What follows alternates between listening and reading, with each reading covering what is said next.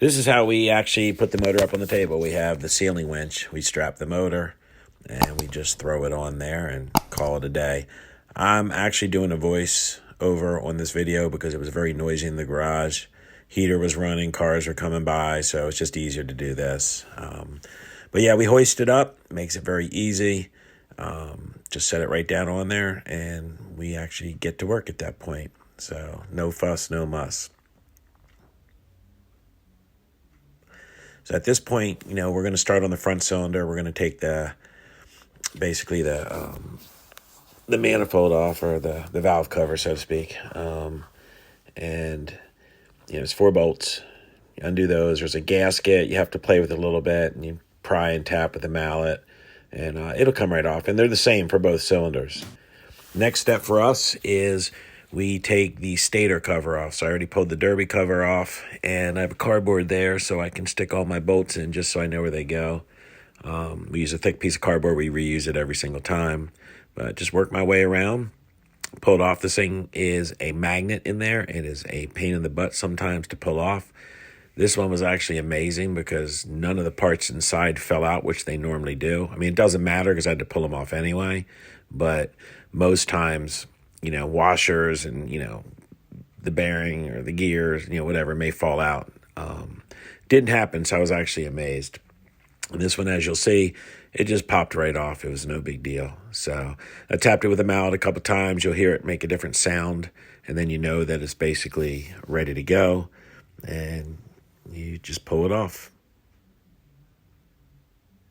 You do have to be careful with your fingers, though, because if it slams back together, it can be pretty painful. I had to actually have Larry hold the motor from the opposite side. That's how bad the magnet is. It resists you, as you can see.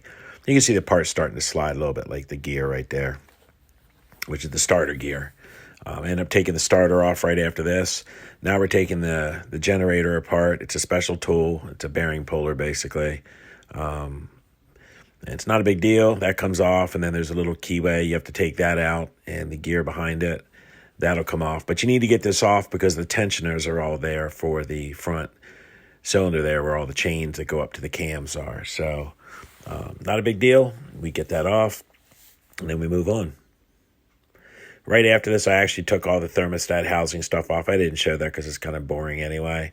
But we had to get that off anyway. The stuff between the cylinder, the hose right to my right over there, all that stuff, the water pump, all that stuff came off. So at this point, it's time to go ahead and pull the front cams out. So the cam carrier bolts have already loosened up, and I am taking those out now. Generally, you'll have to tap the cam carrier with a mallet or a dead blow because there's a couple dowels in there that hold it. And eventually it comes up. Now, I've already removed my cam tensioners. That's why the chain is sagging in the middle. You have to do that first, otherwise you'll never get the cams out.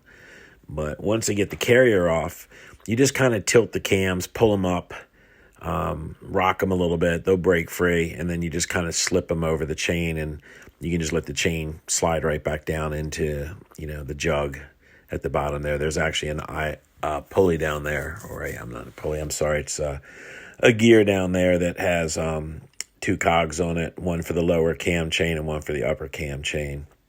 But you can see me here fussing with the cams a little bit and got it out. Just drop the chain off of it and do the same for the exhaust cam. That was the intake cam.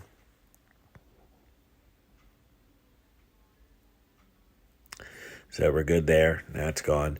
So at that point, I'm going to go ahead and, knock out. I'm taking out the head bolts. I've already loosened them up. I just use a magnet.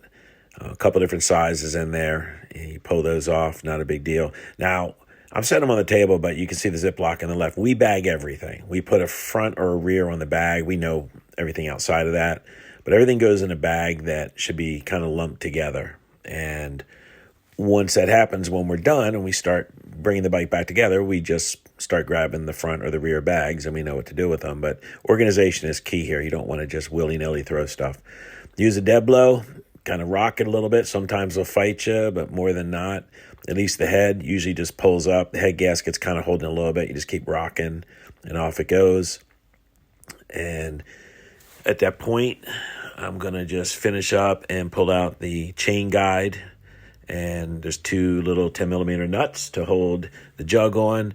You're going to rock the jug off. The piston's in there, so you just need to be careful. You don't want the piston banging around when you pull that off. And usually lay down a rag or something like that. I'll catch the piston, then set it on a rag, just like that. There's a circlip in the piston, and we'll remove that, and the piston comes off.